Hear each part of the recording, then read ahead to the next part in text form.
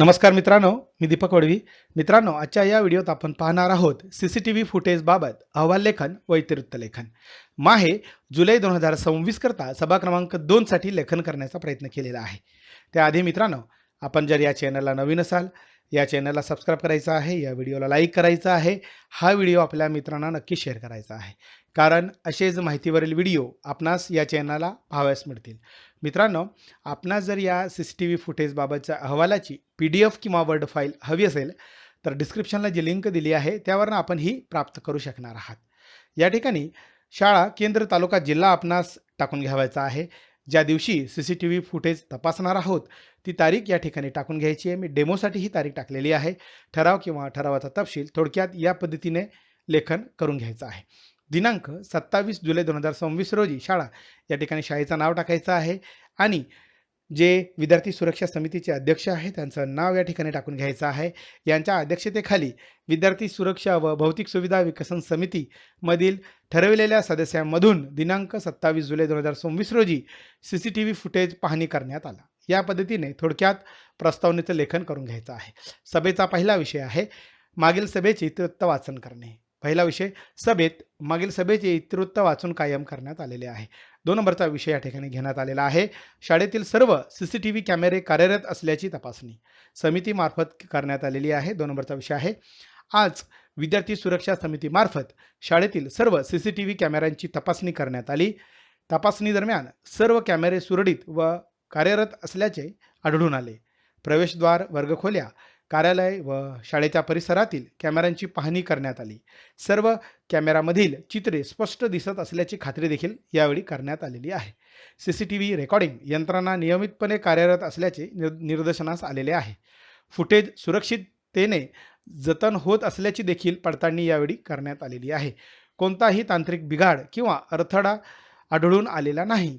विद्यार्थ्यांच्या सुरक्षिततेसाठी सीसीटीव्ही यंत्रणेचे महत्त्व समितीने अधोरेखित केले. कॅमेऱ्याची नियमित देखभाल व मासिक तपासणी करण्याचे ठरवण्यात आले. शाळेतील सुरक्षित व शिस्तबद्ध वातावरण राखण्यासाठी सर्वांनी सहकार्य करण्याचे आवाहन देखील यावेळी करण्यात आलेले आहे.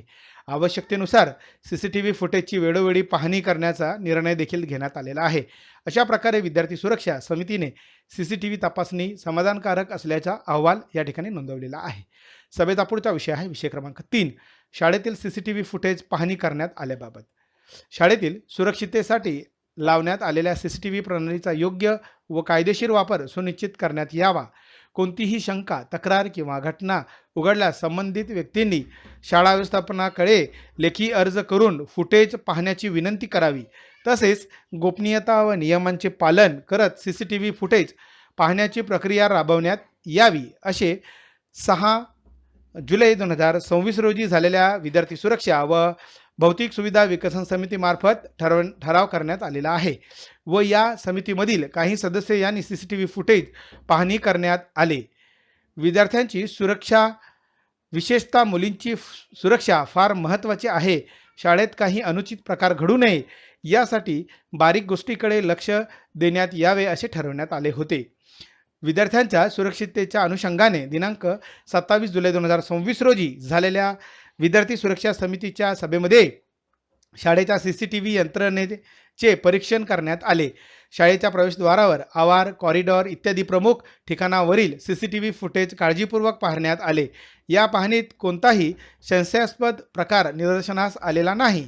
सीसीटीव्ही यंत्रणा कार्यरत असून तिची वेळोवेळी तपासणी करणे आवश्यक असल्याचे समितीने एकमताने मान्य केले. तसेच भविष्यात कोणत्याही प्रकारच्या गैरप्रकार, अपघात किंवा तक्रारी आल्यास त्या अनुषंगाने सीसीटीव्ही फुटेजचा उपयोग केला जाईल असे ठरवण्यात आलेले आहे. या ठिकाणी सूचक अनुमोदक आपल्याला टाकून घ्यावायचा आहे. या ठिकाणी शेवटी सभेस उपस्थित सदस्य जे असतील सीसीटीव्ही फुटेज पाहणी करता आलेले त्यांचे अनुक्रमांक, त्यांचे नाव, पदनाम आणि स्वाक्षरी करून आपल्याला हे दप्तरी ठेवता येणार आहे. आपणास जर याची PDF किंवा वर्ड फाईल हवी असेल तर डिस्क्रिप्शनला जी लिंक दिली आहे त्यावरून आपण ही प्राप्त करू शकता. धन्यवाद.